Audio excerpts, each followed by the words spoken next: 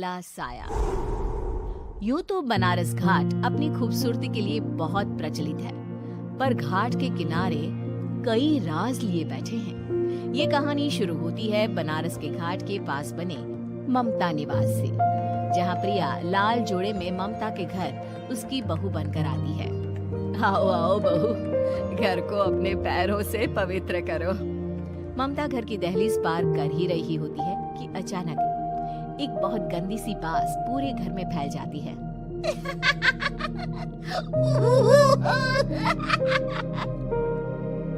ये बदबू और ये आवाजें, ये कौन हंस रहा है माँ? ये पड़ोसी ना हमारे थोड़े अलग से है। कहाँ हम शाकाहारी और ये मांस मच्छी खाने वाले। छोड़, तू ध्यान मत दे और गृह प्रवेश कर। और हाँ बहू, अपनी सास की एक बात हमेशा याद रखना, इन पड़ोसियों से तो कभी बात नहीं करेगी। अच्छे लोग नहीं है ये। अपनी सास की ये बात मानेगी ना बेटा? हाँ माँ, जो आपकी मर्जी, मैं उनसे बात नहीं करूंगी। अगले दिन प्रिया अपनी पहली रसोई बनाने रसोई घर में जाती है। ये छोटी की बात तो नाक में जा रही है। एक काम करती हूँ, खिड़की खोल देती हूँ। प्रिया खिड़की खोलने जाती है। इतने जाले, लगता है इस खिड़की को कभी खोला ही नहीं गया। पर ऐसा क्यों? ओह, नॉन वेज की स्मेल आती होगी ना। 2 मिनट के लिए खोल लेती हूँ, फिर बंद कर दूंगी। प्रिया खिड़की खोलती है। खिड़की खोलते ही उसकी नजर सामने वाले घर की खिड़की पर पड़ती है, जहाँ एक लड़की खड़ी होती है, हाथों में मेहंदी, लाल रंग की साड़ी, बिल्कुल सजी धजी, मानो प्रिया की तरह ही वो भी नई नवेली बहू हो। वो प्रिया को देखकर मुस्कुराती है। हे भगवान, माँ ने तो इनसे बात करने को मना किया था। प्रिया फौरन ही खिड़की बंद कर देती है और तवे पर चढ़े रोटी की ओर देखने लगती है, पर वहाँ रोटी न होकर मछली पड़ी होती है। ये क्या? पहले ही रसोई में इतनी बड़ी गलती। हे भगवान, अब मैं क्या करूं? प्रिया बहुत डर जाती है और फौरन रसोई की सफाई करने और फिर सभी के लिए खाना बनाने लग जाती है। जब वो सबको खाना परोसती है, सब तो ठीक है, मैं बेकार में चिंता कर रही थी। हे भगवान, ऐसे ही बस अपनी कृपा बनाए रखना। रात के वक्त जब सब सो रहे होते हैं, तब प्रिया को पायल की आवाज सुनाई देती है, जिससे उसकी आंख खुल जाती है। ये पायल की आवाज कहाँ से आ रही है? प्रिया उठकर उस आवाज के पीछे छत की सीढ़ियों तक जाती है। तभी उसे बच्चे के रोने की आवाज आती है। प्रिया छत पर जाती है तो क्या देखती है?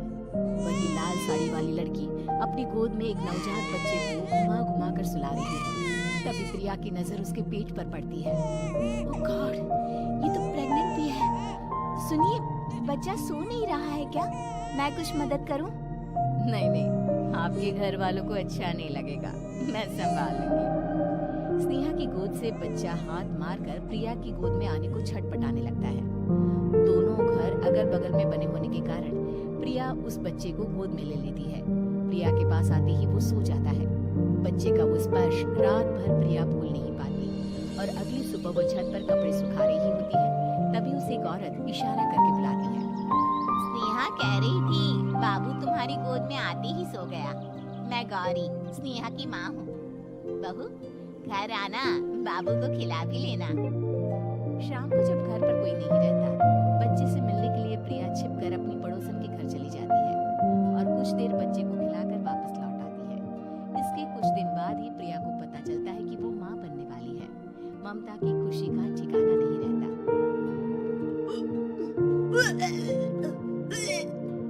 माँ जी, पता नहीं क्यों उल्टी आ रही है। प्रिया भागती हुई वॉशरूम में जाती है तो हरे और लाल रंग की उल्टी करती है। उस उल्टी में से कीड़े निकलते हैं। ये क्या? खून और ये कीड़े! माँ! माँ! प्रिया की आवाज सुनकर ममता दौड़ कर आती है, पर बेसिन में कुछ नहीं होता। प्रिया हक्की बक्की रह जाती है। ये सब क्या हो रहा है? प्रिया घबरा जाती है और अपने कमरे में जाकर सो जाती है। डर के कारण वो इतनी थक जाती है कि उसकी आंख लग जाती है। तब उसे ऐसा लगता है उसके पेट पर मानो कोई बैठा हुआ हो। कौन हो? प्रिया के पेट पर एक 5 महीने की बच्ची बैठी हुई थी, जो बुरी तरह जली हुई थी। माँ, तुम ही मुझे चिल्लाई ना अपने पेट में। मैं तुम्हारी माँ नहीं हूँ। कौन हो तुम?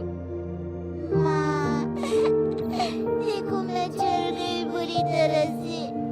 6 महीने पेट में रहने को भी मुझे नहीं मिला। सहला दो ना माँ। बचाओ, बचाओ, माँ। ममता दौड़कर कमरे में आती है। प्रिया की बातें सुनकर वो सब समझ जाती है। तू कहीं बगल वाले घर में तो नहीं जाकर आई ना बहू? मुझे माफ कर दो, मैं गई थी माँ। उस घर में सब मरे हुए हैं बहू। कई साल पहले स्नेहा उस घर में बहू बनकर आई थी। कुछ ही दिन में वो एक बच्चे को जन्म देने वाली थी। पूरा घर बच्चे के आने की खुशी में खोया था कि एक दिन अचानक उस घर में आग लग गई। सब बुरी तरह जलकर मर गए। गौरी आज भी दादी बनने का इंतजार कर रही है और इसीलिए स्नेहा ने अपना अजन्मा बच्चा तुम्हारी कोख में डाल दिया। ममता ये कह रही होती है कि पीछे से उसके पैरों को एक बच्चा पकड़ लेता है। दादी, दादी। माँ, स्नेहा की गोद में यही बच्चा था। ये बच्चा कौन है फिर? तेरी मौत है। तेरी भी दादी। जिसका ममता को डर था वही हो गया। ममता निवास के ऊपर मौत ने चादर बिछा दी थी। प्रिया का पेट ऐसे ही बढ़ जाता है मानो 9 महीने का हो। 2 हाथ उसके पेट से बाहर निकलते हैं। बहू, संतोष को फोन कर, किसी पंडित जी को बुला बहू। प्रिया का पति भागता हुआ घर आता है। ये तो होना ही था माँ। तेरा पाप तेरे सामने आ गया तो तू सह नहीं पा रही है। स्नेहा घर में आग लगी नहीं थी, माँ ने लगाई थी प्रॉपर्टी की लालच में। और वो बच्चा मेरी पहली पत्नी का बच्चा है, मेरा बेटा, जो कि उस आग की चपेट का शिकार हो गया था। मैंने तुमसे ये सब माँ के कहने पर छुपाया था। मुझे माफ कर दो प्रिया। तुम अगर चाहो तो यहाँ से जा सकती हो। मैं तुम्हें किसी भी बंधन में रखना नहीं चाहता। मेरी शादी हुई है आपसे, मैं आपको छोड़ नहीं सकती, पर उससे पहले हमें स्नेहा, उसकी माँ और बच्चे की आत्मा की शांति करवानी होगी।